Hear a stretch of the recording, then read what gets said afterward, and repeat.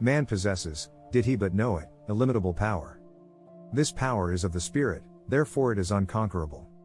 It is not the power of the ordinary life, or finite will, or human mind.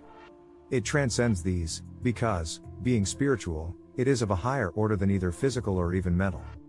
This power lies dormant, and is hidden within man until he is sufficiently evolved and unfolded to be entrusted with its use. The powers of the subconscious mind are dealt with in other chapters.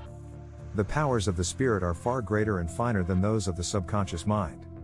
Thought is a spiritual power of tremendous potency, but this is not the power of which we speak. By thought, man can either raise himself up and connect himself with the powerhouse of the universe, or cut himself off entirely from the divine inflow. His thought is his greatest weapon, because, by it he can either draw on the infinite or sever himself, in consciousness, but not in reality, from his divine source. Through the divine spark within him, which is really his real self, man is connected with the infinite. Divine life and power are his, if he realizes that they are his. So long as he is ignorant of his oneness with the divine source of all life, he is incapable of appropriating the power that is really his. If, however, he enters into this inner knowledge, he finds himself the possessor of infinite power and unlimited resources. This power, then, is God's, yet it is also man's, but it is not revealed to him until he is fit to be entrusted with it. It is only when man realizes his oneness with his divine source that he becomes filled with its power. Many teachers and initiates lament the fact that certain secrets are being spread broadcast today, secrets that, in the past, were kept closely guarded. They fear that unillumined and unevolved people may make destructive use of spiritual power. This, to the writer, appears to be improbable. It is true that strong personalities, who have a great belief in their own power to achieve and succeed, draw unconsciously on hidden powers, and thus are able to raise themselves high above their fellows. The use, however, that they can make of spiritual power for base purposes is limited, and is not to be feared. There are others, of course, who are misusing their powers.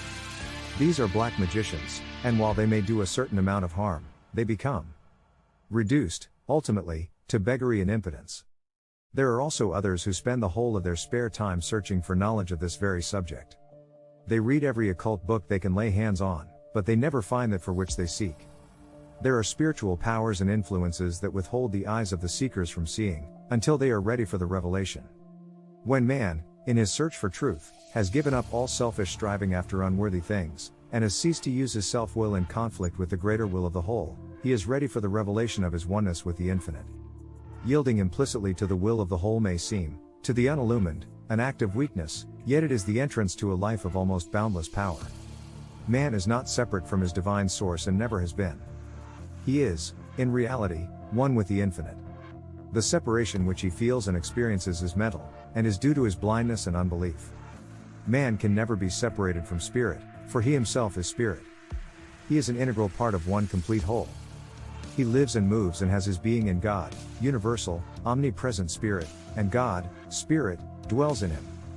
The majority of people are unaware of this intimate relationship with the divine, and, because they are unaware, or because they refuse to believe it, they are, in one sense, separated from the inner life of God. Yet this separation is only in their thoughts and beliefs, and not in reality. Man is not separated and never can be, yet so long as he believes that he is separate and alone, he will be as weak and helpless as though he actually were. As soon as man realizes the truth of his relationship to the infinite, he passes from weakness to power, from death unto life. One moment he is in the desert, afar off, weak, separate, and alone. The next, he realizes that he is nothing less than a son of God, with all a son's privileges and powers. He realizes, in a flash, that he is one with his divine source, and that he can never be separated. He awakens also to the fact that all the power of the infinite is his to draw upon, that he can never really fail, that he is marching on to victory. It will thus be seen how great is the power of man's thought. While thought is not the power of the spirit, it is the power by which man either connects himself up with the infinite power, opening himself to the divine inflow, or cuts himself off and separates himself from his spiritual source.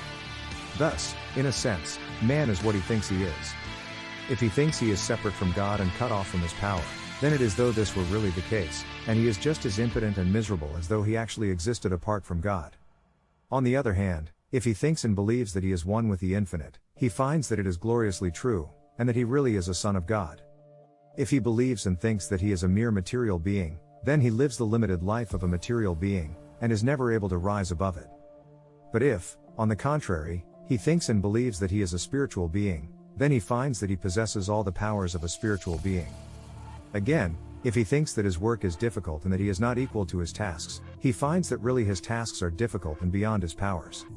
Yet on the other hand, if he believes his work is easy, or, at any rate, within his powers, he finds that such is the case, and that he can do his work with ease.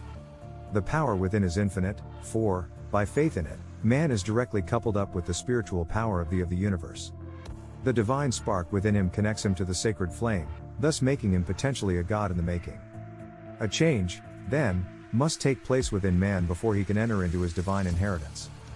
He must learn to think after the spirit, i.e., as a spiritual being, instead of after the flesh, i.e., as a material creature.